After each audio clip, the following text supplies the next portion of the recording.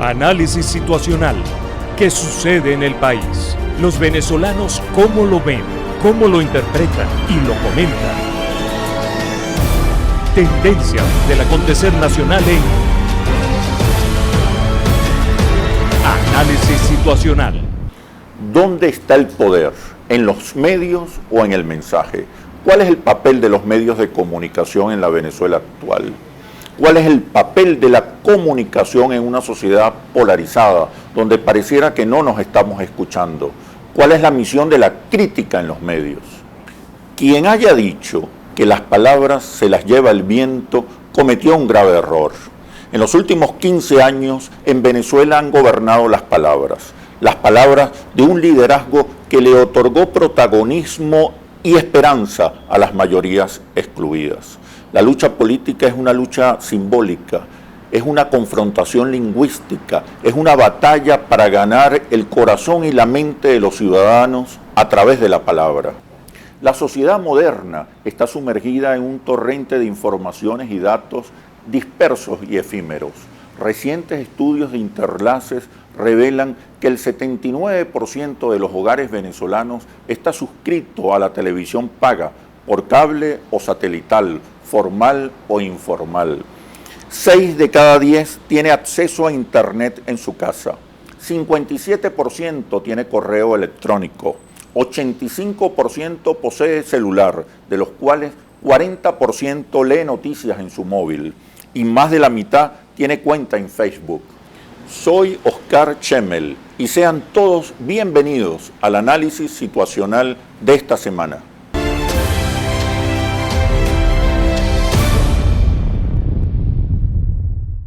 Hoy nos acompaña el investigador y comunicador Miguel Ángel Pérez Pirela. Es licenciado en Filosofía y Letras, es doctor en Filosofía en la Universidad Gregoriana de Roma y postdoctor en la Universidad de la Sorbona. También es investigador en el Instituto de Estudios Avanzados IDEA. Ha publicado 6 libros y numerosos artículos. Conduce el programa Cayendo y Corriendo por Venezolana de Televisión y dirige el portal La Iguana TV y cuenta hoy con más de 500.000 seguidores en Twitter. Pérez Pirela es uno de los intelectuales de la nueva generación de venezolanos más brillante, mejor formado y más productivo. Buenas noches, Miguel Ángel. Gracias por participar en este análisis situacional. Gracias a ustedes por la invitación, es un honor para mí, de verdad. En un país que necesita tanta reflexión, tanto análisis, donde deberíamos hacer esfuerzos enormes para conocernos, reconocernos y encontrarnos, un país que necesita pensarse y repensarse, dado los cambios profundos que han ocurrido en el país en las últimas 2 décadas. Pero a pesar de eso, hay un gentío en este momento que solo te preguntaría, Pérez Pirela, ¿cuánto te está pagando el régimen? Mira, te respondo con una frase de un grandísimo poeta, ¿no? José Martí. Pobre de aquel que piense que toda fruta acaba en la cáscara. De la misma manera podríamos decir, pobre de aquel que piense que lo que mueve al joven venezolano actualmente es única y exclusivamente el dinero. Y si alguna respuesta tuviera que darte, te diría que el pago ha sido muy grande a Pérez Pirela. Ha sido de un país libre de analfabetismo, ha sido de un país con la segunda matrícula universitaria más grande de la región y ha sido sobre todo un país que se ha encauzado hacia un proceso sociopolítico que yo tildaría de progresista. Como joven venezolano y como investigador en filosofía política, el primer apoyo que nosotros damos a este proceso sociopolítico lo hacemos desde las ideas, a contrapelo de todo aquel que piense que todos tenemos precios y que en algunos casos nos podríamos vender. Nada más lejos de la realidad. ¿Qué piensas en un país que necesita hoy más bien intercambiar argumentos, interpretaciones donde debería haber más debate y menos polémica. ¿Qué opinas? ¿Qué crees tú que es lo que está pasando? No, yo soy de los que piensa que la democracia es la palabra. Soy de los que piensa que cuando nosotros escogemos un sistema de gobierno, lo tenemos que hacer a partir de un análisis, de una reflexión y de razones. ¿Por qué?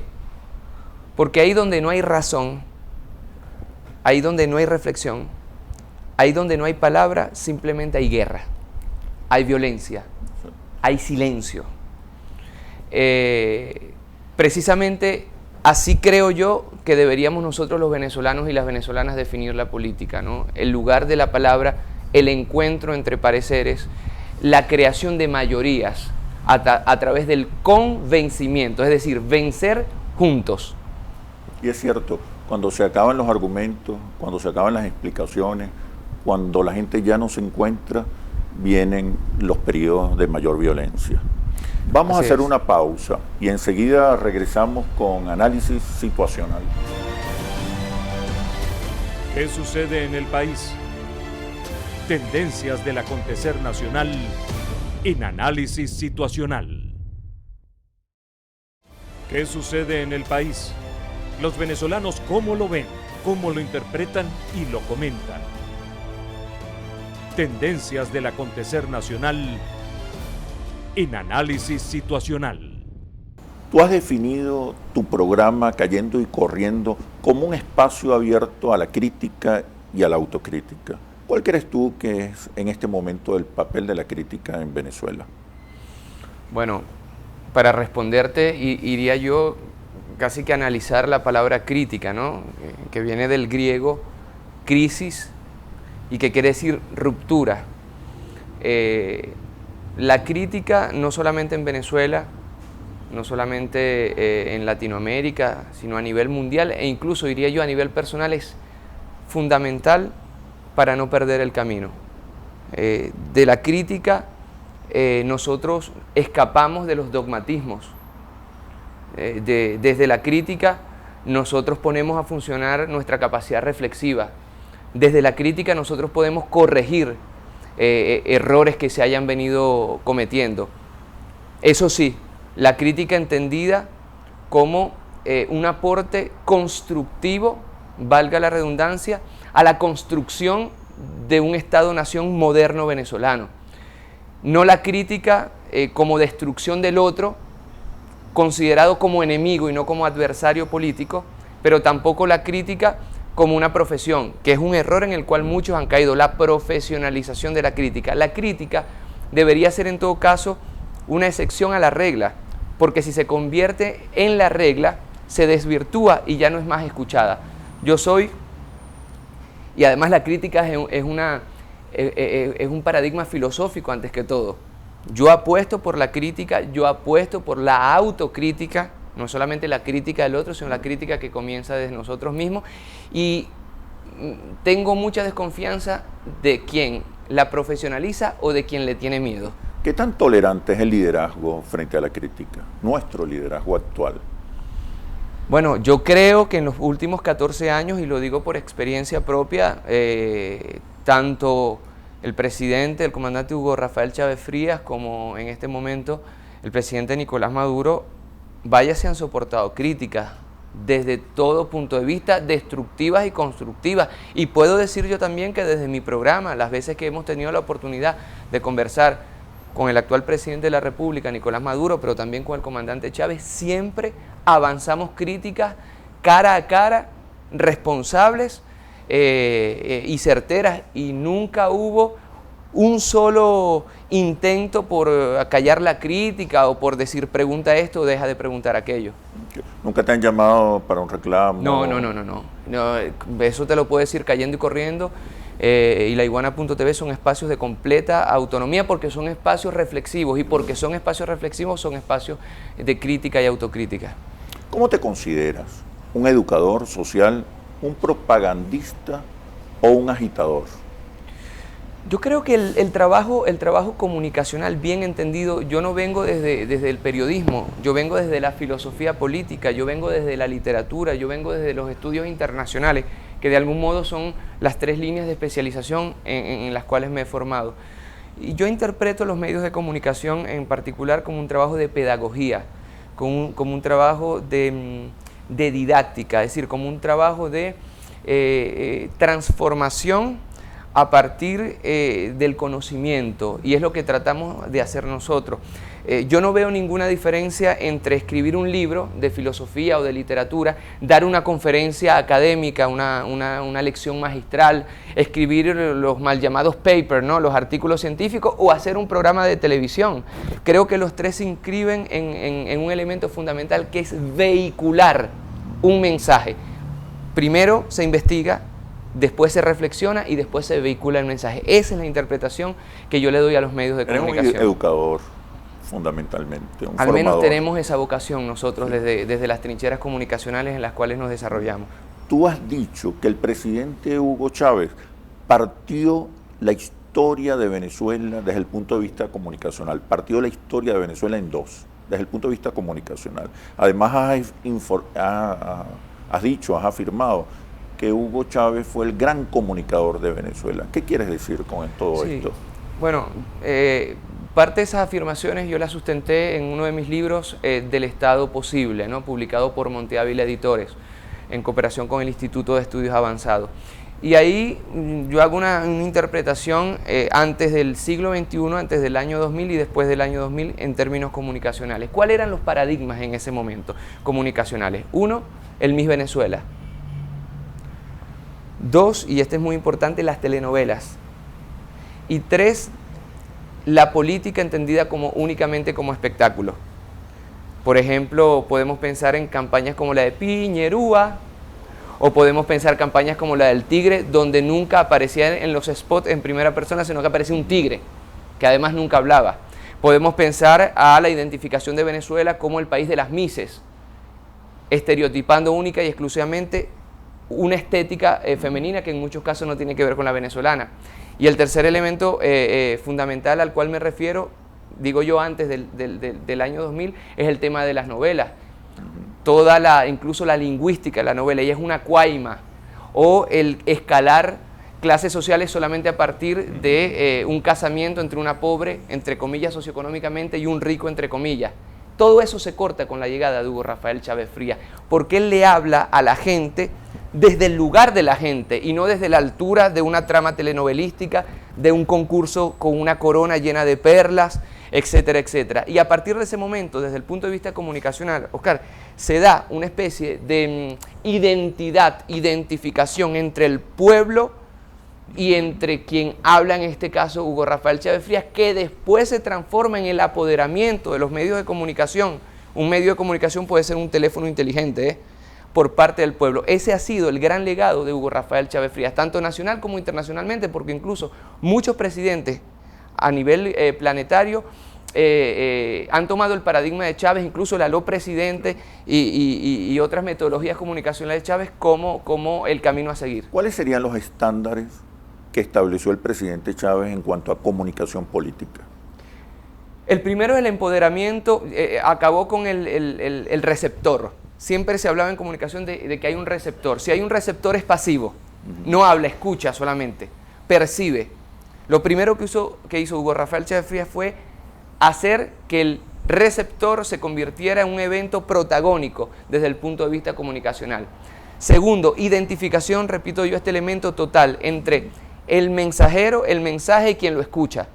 Y el tercer elemento... Esa identificación se da a través de la palabra. Se da a través de la palabra. Una comunidad lingüística. En una comunidad lingüística, correcto. Y hoy día el chavismo es una comunidad lingüística. Una comunidad lingüística mayoritaria, por cierto, que incluso va más allá de los datos puntuales electorales que también lo rezan. Se trata de una identificación, de un simbolismo más que de un signo, de un símbolo, es decir, de una trascendencia del mensaje. Ese fue el elemento fundamental que dejó Hugo Rafael Chávez Frías desde el punto de vista comunicacional. Ya no está el presidente Chávez.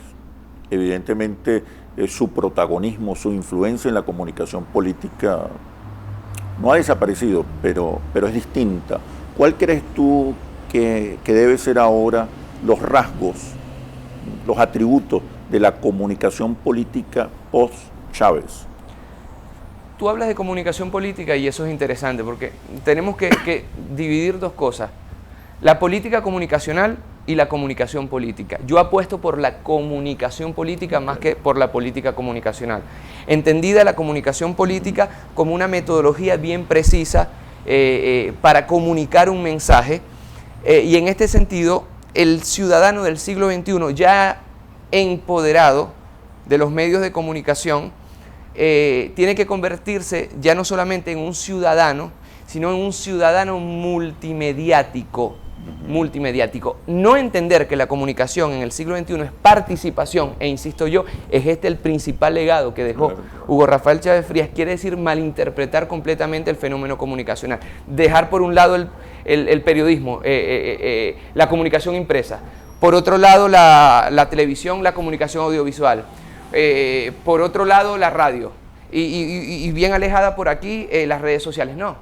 Hoy día el fenómeno comunicacional es uno solo y el individuo empoderado de este fenómeno comunicacional lo expresa a través de diferentes formas. Uno puede tomar una fotografía y publicarla en Instagram, uno puede escribir un mensaje y publicarlo en Twitter, uno puede hacer una reflexión y publicarla en Facebook, uno puede incluso abrir un blog que funge como las antiguas revistas y a partir de ese blog expresar. Es decir, la democracia venezolana pasa por el empoderamiento al máximo extremo, diría yo, por parte de los ciudadanos del hecho comunicacional.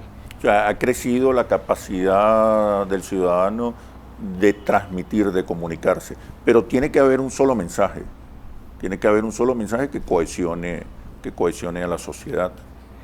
Claro, que se repite y se reitere a través de esos múltiples medios. Claro, hay varios elementos. El primero es romper, insisto yo, la cadena comunicacional que ve al pueblo como un receptor de noticias.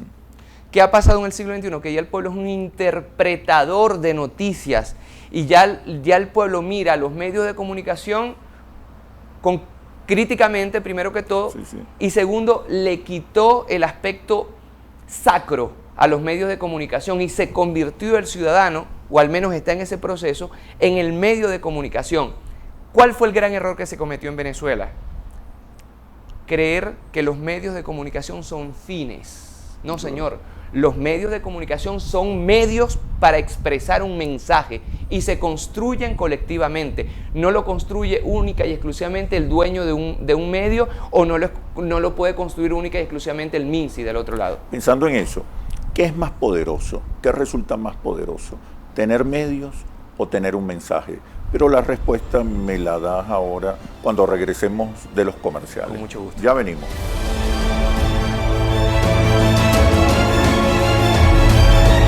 ¿Qué sucede en el país? Tendencias del acontecer nacional en análisis situacional. ¿Qué sucede en el país? Tendencias del acontecer nacional en análisis situacional. Miguel Ángel, te había preguntado qué es más importante, qué es más poderoso, tener medios o tener un mensaje. La respuesta la ha dado la misma historia contemporánea venezolana. Aquellos que tenían todos los medios absolutamente en los años 90 no lograron hacerse del poder democráticamente. Y aquel que no tuvo ningún medio de comunicación con él, sino única y exclusivamente un mensaje, a partir de aquel por ahora de 1992, logró forjar a partir de la palabra, una mayoría, y después de haber creado una mayoría política, creó una mayoría, si me permites el neologismo, identitaria, ¿no? Sociopolítica y cultural, llamada el chavismo. Sí, sin duda el presidente Chávez estaba muy consciente del poder de la palabra y la gestionaba con una inteligencia y una habilidad sorprendente. Sin embargo, en el campo de la oposición se ha venido históricamente subestimando el papel de la comunicación como herramienta pedagógica para convencer y convocar a una nueva mayoría. ¿Qué crees tú? ¿Es ignorancia, es incompetencia o también forma parte de una política? Mira, Oscar, es mala interpretación del fenómeno comunicacional. La oposición, y esto yo lo digo con mucho respeto, he hecho esta crítica en otras sedes, la oposición reduce la comunicación única y exclusivamente al marketing político.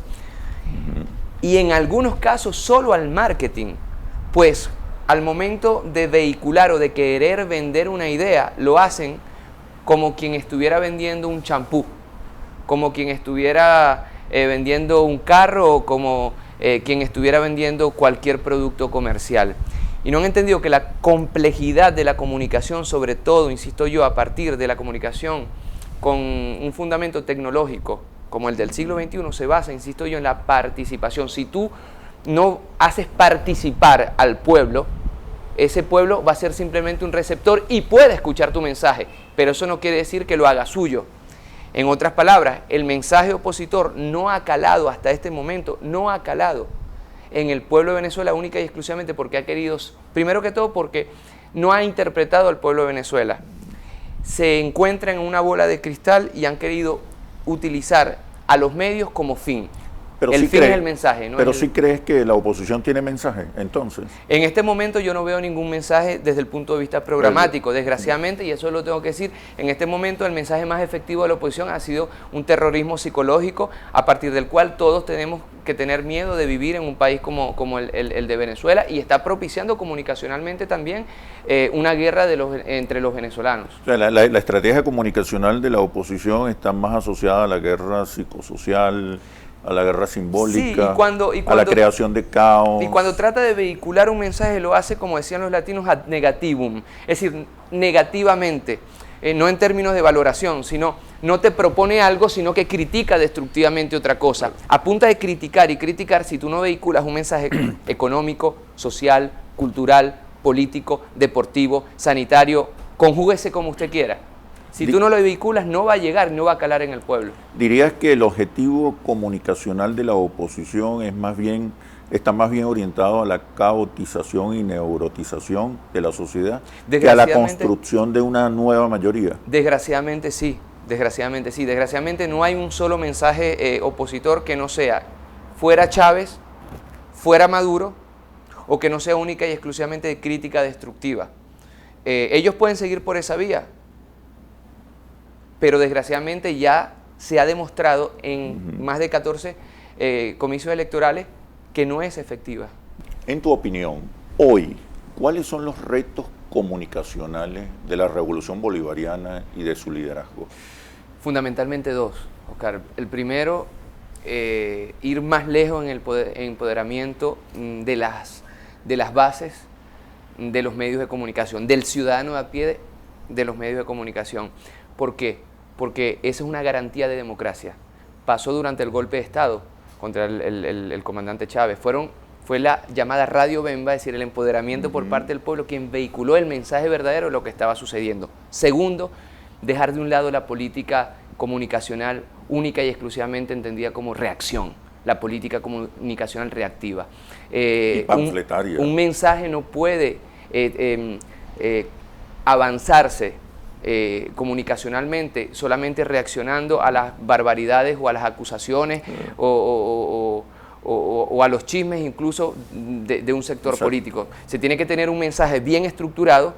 A partir de ese mensaje entonces buscar las metodologías más idóneas desde el punto de vista multimediático para que el pueblo se haga de ese mensaje y ayude a construir ese mensaje. Creo que ese, siendo autocrítico, uno de los principales errores que se cometen desde el punto de vista comunicacional. Bueno, Miguel Ángel, muchísimas gracias realmente por acompañarnos en este análisis situacional. Yo de verdad espero que tus reflexiones, tus argumentaciones contribuyan al necesario e impostergable debate que tanta hace falta en Venezuela.